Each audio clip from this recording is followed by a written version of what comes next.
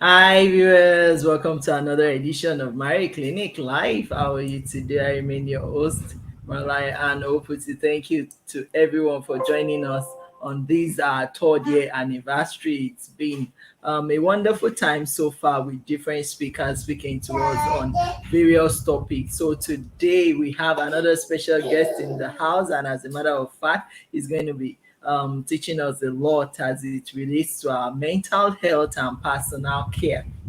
So today we are privileged to have in the house a global mental health strategist and the chief mental strategist of my care body, in the person of Kunle Pelemo.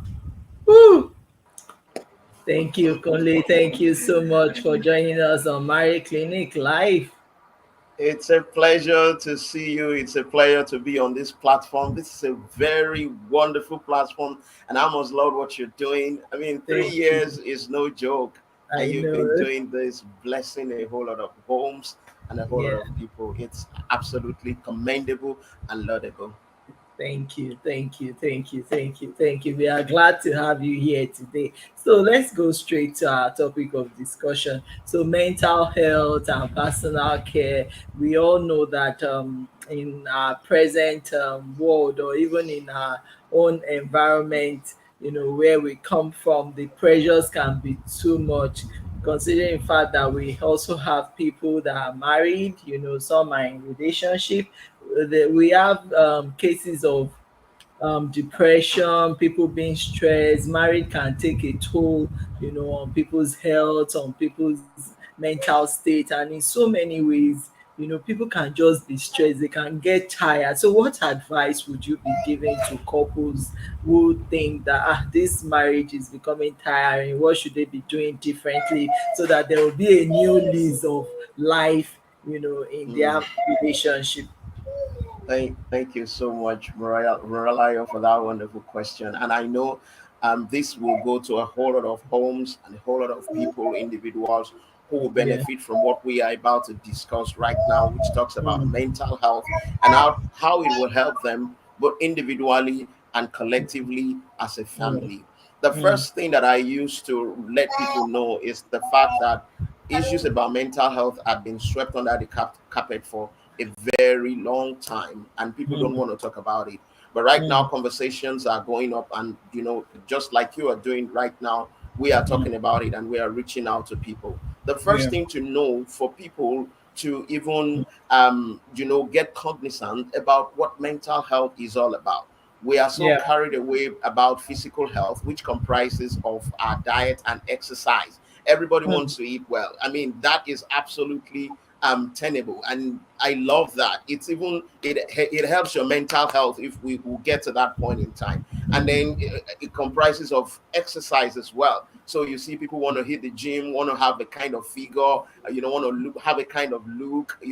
I mean, some men want to have 6 packs, 5 packs, 4 packs, and and yeah, maybe someone like me now, maybe we can call it Indomie super pack. So But we funny. have a kind of picture of what who we want to be like or who we want to Mm. look like somehow, and Mm. that Mm. determines us going to exercise ourselves. All those things are very wonderful, but what I Mm. call it is what is called a tip of our health iceberg. You know what an iceberg is, that you see on water, and if you judge the size, that the mass, by what you just saw on top of the water, and as a sailor, if you hit that tip, knowing, I mean, thinking that it's just that small thing, what will Mm. happen? The boat or the ship will capsize. That is Mm. what we have been doing for a long period of time. You know, Mm. we prioritize physical health, which is diet and exercise, and sweep a whole lot of things under the carpet. One of them is our mental health that we are talking about in here today. What about occupational health? What about emotional health? What about spiritual health? What about environmental health? And Yeah. that is why we have a whole lot of people who are being stressed, who are going through so many issues about themselves emotionally, psychologically, and even socially, and they can't even come out to say it because the society has boxed them. The society had made them feel somehow that they can't talk about those issues. So, first thing is for us to realize that there is no health without mental health, because your mental health is comprised of your three important states. Number one state is your emotional state. Number two is your psychological state. And number three is your social state. And in other words, these three states that I mentioned talks about how you feel, how you think, and how you mm, relate with people. Now, which of all those important states can you isolate and take away mm, from the marriage? You cannot, because you have to relate with your spouse, relate with your kids, relate with friends, relate with family, and both family. nuclear and extended families. But Mm, somehow, when there is a gap, when there is a breakdown, then there will be an issue. And you find mm, out that a whole lot of people don't know how to even attend to those issues. The first thing is for you to identify those things that push you beyond your limits, that takes you to the edge. I mean, mm, when we fail to learn some things about ourselves, about our spouse, about our kids, then problems, I mean, they are totally inevitable. Because when you mm, don't know what triggers you, what makes you nag, what makes you complain, what makes you feel irritable, what makes you don't want to talk to people, what makes you want to go into your shell, go into isolation, what makes you just want to go out on your own and you don't even want to relate to people. And mm, remember, we are not created to live in isolation. And then once you assume that particular state of mind, then you mm, feel that there is something that is wrong with you. And then you feel that there is a hole inside of you, there is an emptiness inside you, there is a mm, space that needed to be filled on the inside of you. But if you don't know about it, you will just find out that you are having an issue, but you don't know what the problem is all about. yes, That is why the orientation about what mental health is prior, I mean, it's prime rather, to living a healthy life, both individually and then as a family. mm. Thank you so much. So this mental health. So how do people manage their Mm, mental health, or what should great. we be doing Mm, as married couples to be in a state of sound mental health, because mm, the work of taking care of children, the work of mm, being a wife or being a husband can be so stressful that you'll be yeah, wondering, will I ever have a time to myself in all of this? So what should sure. couples be doing differently? Great. Great. Like I used to tell people, and this is one of the names that people call me. They call me the king of basics. I love teaching people basic things that will generate massive results. So if you are watching right now, you are so lucky, and you'll be writing down some of these things that I'm going to tell you. Number one,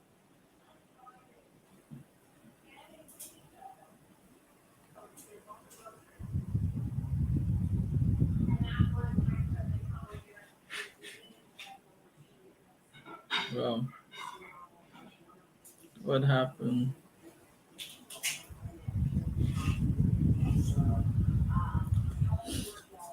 Okay, so while we wait for Kunle Pelemo to join us back on the program, um, I think that is making a lot of sense. Oh, sorry, we lost you there, but we are so listening. sorry about that. It's the network.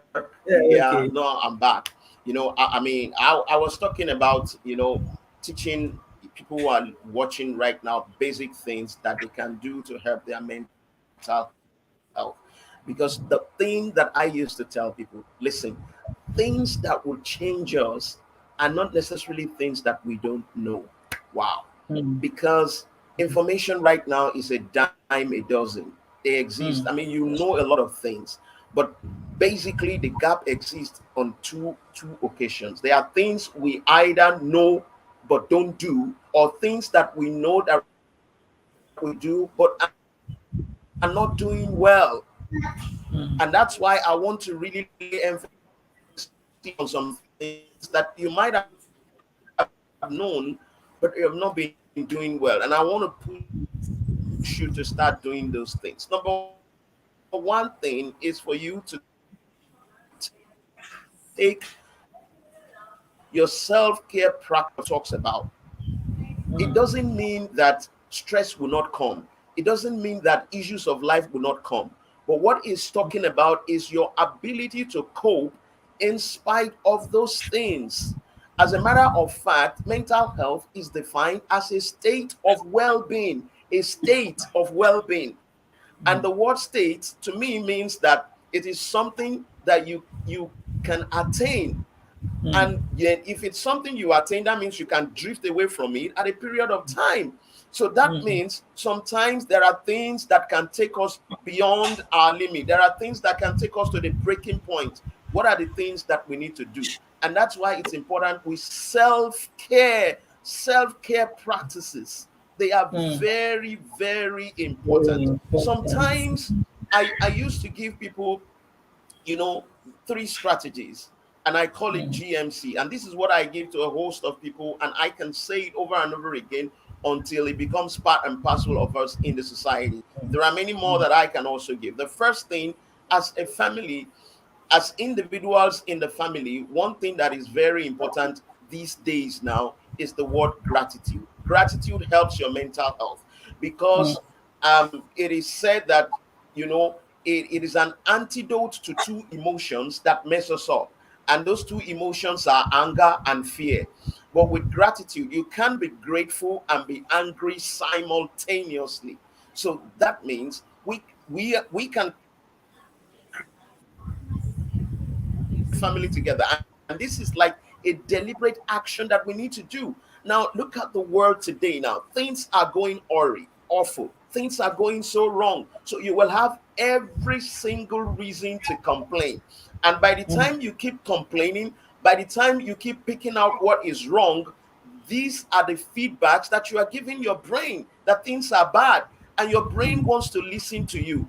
And the feedback they get from you determines the kind of chemicals they are going to secrete that will also make your body function. So if you are thinking about things that are not working, and then you're thinking about, things that are fearful, your brain will Yeah. tell you that, yeah, this person needs to be stressed, and they release hormones, chemicals that will be stress inducing in you.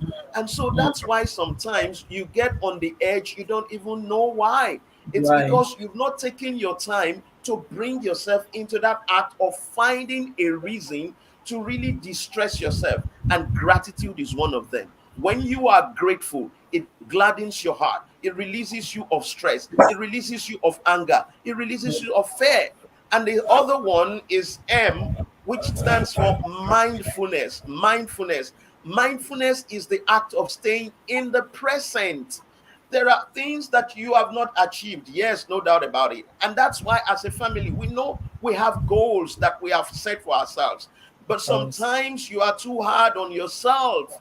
Those goals that you set that you have not achieved, then you start comparing yourself to other people. You start comparing yourself based on other people's standards or based on the standards that you see on the social media. And those things drive you crazy, to use that word. Those things take you to the edge beyond what your limit could carry or could take. So, but mindfulness brings you to the present. So all of a sudden, you forget about what is not working, and you say, I just want to be present right now and think about myself, and also be grateful. You see how they are interwoven. When you are present, then you can also show a sense of gratitude. And the Right. last one, which is C, is what is called conscious breathing. Conscious breathing. I mean, some people, when they talk to me, I tell them, when they are having issue, I would tell them, remember to breathe. But they would tell me, "Yeah, well, I mean, that's one of the major characteristics of every human being, to breathe." But this time around, this is called conscious breathing. There is an intimate relationship between your breath, your mind, and your body. Because when you breathe in oxygen, that oxygen is what your brain uses to function, is the energy power for your brain. So somehow you can find a way of modulating your breath to set your body in motion, to set your mind in motion. And these are things that are very simple, that will take you, out of your stressful day and bring you back to yourself and generate the energy that you want. What about your sleep regime? Most of us break our sleep regime and you wonder why things are wrong with you the next day. Listen, you are as good as the number of hours you slept the next day. That is as simple as that. Basic things. What about the Mm. things you eat? You know, there is a relationship between your food and your mood. Sometimes you wonder why you are having mood swings, bad mood, and the rest. Maybe you check what you eat. As a Eat. matter of fact, you are not only a product of what you eat. I mean, research has shown that during pregnancy, women who eat so well, I mean, balanced meal right now, Yeah. their children are 85% less likely to fall into depression. So that means, as a mother, you can even eat for your child. So you are not only a product of what you eat, you are a product of what your mother ate while she's pregnant. So all these things are little things that we can put together to self-care ourselves. You don't need to spend I mean, when you hear about eating well, it doesn't mean eating luxury, eating, most expensive meal. I Yeah. mean, just in our elementary science of combining the right, size and the right portion of meal that Mm. contains all the classes of food that are needed. That is Yeah. what it means. Self-care Mm. practices, very, very important. Marie. Mm. Thank you. So one more question. So some married people believe that, oh, when they are in a marriage and the marriage is really telling so much on their state of mental health, that one of the things or the solution is for them to leave, because they believe that, oh, when you are being affected mentally, then you can also take a walk, because they believe that, oh, maybe you are being emotionally abused, so it's affecting your mental state, so they believe to leave is the solution. But do you think that is always the solution, or what other things should they be doing? Yeah, I mean, in this case, there is no one size fits all. We've had a whole lot of people who have issues in their marriage and issues in their work, but they find it easy to quit their marriage rather than quitting their jobs, somehow. So there is no one size fits all. And sometimes the problem lies in the fact that, one, people don't have that time to identify their triggers. What are those things that trigger, what brings that problem that you are about, that you want to solve? What are those things? Are there Mm. things that you can eliminate? That's one. Two, are there things that you can create a healthy coping strategy around? So it is when you have tried all possible means, that's like the clause there. It is when you have tried all possible means that they failed, then that you can talk about you going. I mean, going is also part of a route to escape, no doubt about it. But the truth of the matter is, you don't just leave. Because, for example, now let's talk about job. Now, if you have Yeah. a very tough boss, and then you can cope with that boss because you get paid at the end of the month, you don't leave. So you find a way of managing, of coping, or somehow. Coping. A coping Sometimes, strategy. exactly, sometimes, and I have to be very, very careful with it so that it won't look as if I am creating a general statement. Mm. Sometimes it is not our problem that will change.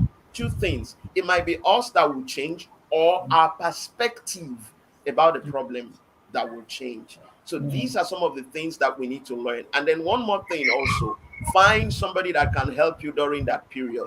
Most Period. most most, most of the things that we used to tell people right now is that, as a family, as an individual, you might need the service of a therapist or a coach or someone that you can easily run to. Let's normalize creating healthy conversations about our mental health. When you Yeah. are stressed, talk to someone. When you are feeling down emotionally, find somebody to talk to who can help you in one way or the other. By that time, when you build your resilience at a point in time, you will know that sometimes you don't have to leave. Mm. Thank you so much, Kule. So, for those who would like to get in touch with you, how can they reach you, and what do you do for people normally, just to Mhm. help their state of mental health? All right. Thank you so much. For those who are watching, and if you want to reach me, you can reach me on all the social media platforms, on IG, that's Instagram, on Twitter, on Facebook, and then on LinkedIn at Kunle Pelemo, on all those, social media platform, except on IG, where it's like the reverse, at Pelemo Kunle, you know. And then you can reach us on, my care body platform, whereby we are creating an online service care for people as regards their mental health. So you don't even have to go physically to see a psychologist or a mental health expert. Right from where you are, using your phone or any other device that can connect to the internet, then you can reach out to someone who will also reach out to you. And if you want to also connect with me personally, I have a program that I run that I call Zooming with KP, whereby I help people gain, that control and take personal responsibilities for their lives, either personally, that's individually, or collectively as a family. Thank you so much, Kunle. I'm so grateful to you for accepting our invitation. Hope to see more of you subsequently. Thank you so It's much it's a for honoring pleasure. our invitation. Thank you for having me. And I must commend what you're doing once again. You're doing real, real well. And I Thank, appreciate you. Anytime, I'm here for you. thank you. Thank you, Kunle. Thank you. Bye bye. So we have come to the end of this section. Please kindly do join us for the next section on emotional intelligence. I remain your host, Malaya, and hope to still meet again. I say bye.